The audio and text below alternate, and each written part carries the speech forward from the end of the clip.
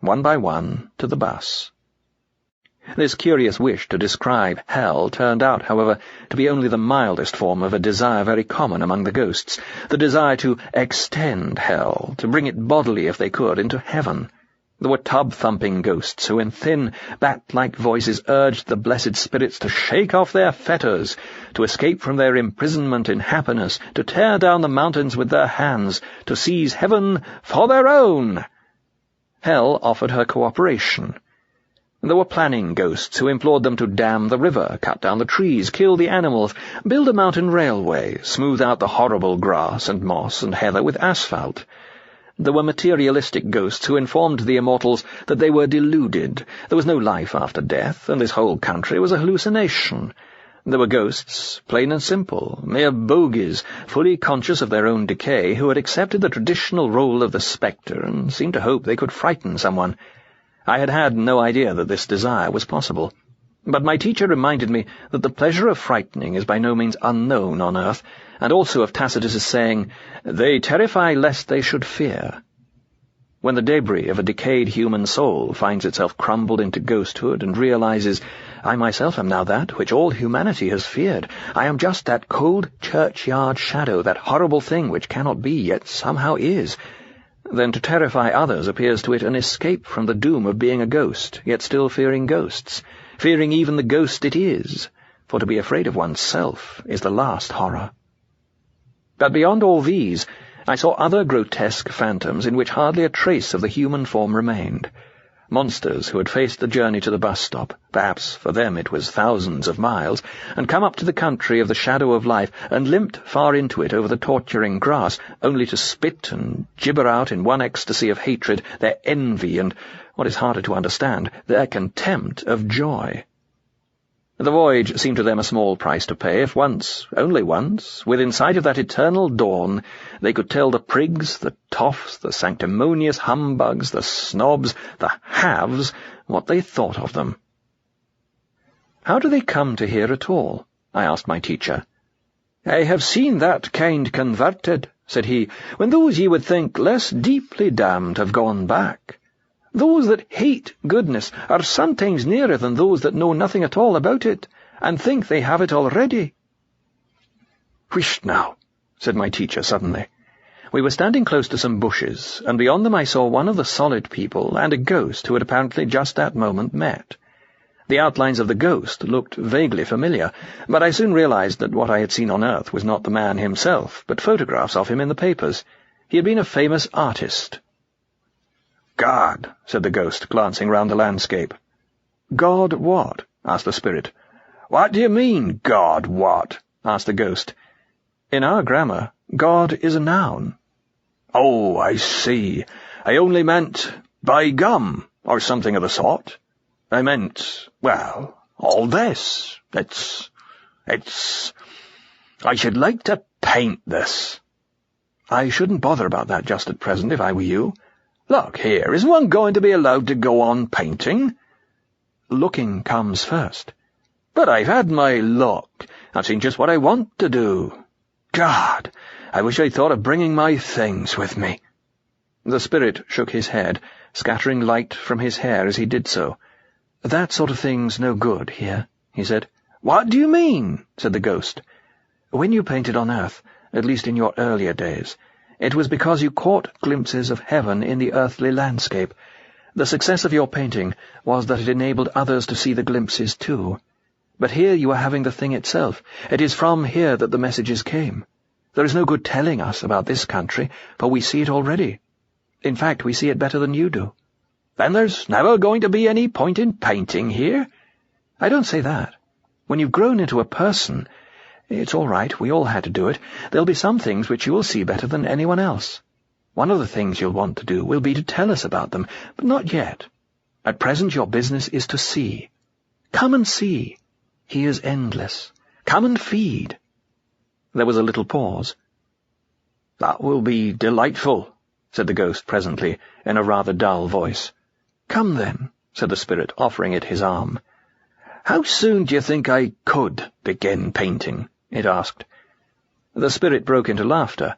"Don't you see you'll never paint at all, if that's what you're thinking about?" he said. "What do you mean?" asked the ghost. "Why, if you're interested in the country only for the sake of painting it, you'll never learn to see the country." "But that's just how a real artist is interested in the country." "No, you're forgetting," said the spirit. "That was not how you began. Light itself was your first love. You loved paint only as a means of telling about light." "Oh, that's ages ago," said the ghost. "One grows out of that. Of course, you haven't seen my later works. One becomes more and more interested in paint for its own sake." "One does, indeed. I also have had to recover from that. It was all a snare. Ink and catgut and paint were necessary down there, but they are also dangerous stimulants. Every poet and musician and artist, but for grace, is drawn away from love of the thing he tells to love of the telling, till, down in deep hell, they cannot be interested in God at all, but in only what they say about him. For it doesn't stop at being interested in paint, you know. They sink lower, become interested in their own personalities, and then in nothing but their own reputations." "I don't think I'm much troubled in that way," said the ghost stiffly. "That's excellent," said the spirit. "Not many of us had quite got over it when we first arrived, but if there is any of that inflammation left, it will be cured when you come to the fountain." "What fountain's that?" "It is up there in the mountains," said the spirit, "very cold and clear, between two green hills, a little like Leith. When you have drunk of it, you forget forever all proprietorship in your own works. You enjoy them just as if they were someone else's, without pride and without modesty." "That'll be grand," said the ghost without enthusiasm. "Well, come," said the spirit, and for a few paces he supported the hobbling shadow forward to the east. "Of course," said the ghost, as if speaking to itself, "there'll always be interesting people to meet." "Everyone will be interesting." "Oh, yes, to be sure. I was thinking of people in our own line. Shall I meet Claude, or Cézanne, or—" "Sooner or later, if they're here." "But don't you know?" "Well, of course not. I've only been here a few years. All the chances are against my having run across them. There are a good many of us, you know." "But surely in the case of distinguished people you'd hear?" "But they aren't distinguished. No more than anyone else. Don't you understand? The glory flows into everyone, and back from everyone, like light and mirrors. But the light's the thing." "Do you mean there are no famous men?" "They are all famous. They are all known, remembered, recognized by the only mind that can give a perfect judgment." Of course, in that sense," said the ghost. "Don't stop," said the spirit, making to lead him still forward. "One must be content with one's reputation among posterity, then," said the ghost. "My friend," said the spirit, "don't you know?" "Know what?" "That you and I are already completely forgotten on the earth." "Eh? What's that?" exclaimed the ghost, disengaging its arm. "Do you mean those damned neo-regionalists have won after all?" "Lord love you, yes," said the spirit, once more shaking and shining with laughter. "You couldn't get £5 for any picture of mine, or even of yours, in Europe or America today. We're dead out of fashion." "I must be off at once," said the ghost. "Let me go. Damn it all, one has one's duty to the future of art. I must go back to my friends. I must write an article. There must be a manifesto. We must start a periodical. We must have publicity. Let me go. This is beyond a joke." And without listening to the spirit's reply, the spectre vanished. Chapter 10. This conversation also we overheard. "That is quite out of the question," said a female ghost to one of the bright women. "I should not dream of staying if I'm expected to meet Robert. I'm ready to forgive him, of course, but anything more is quite impossible. How he comes to be here, but that is your affair." "But if you have forgiven him," said the other, "surely—" "I forgive him as a Christian," said the ghost, "but there are some things one can never forget."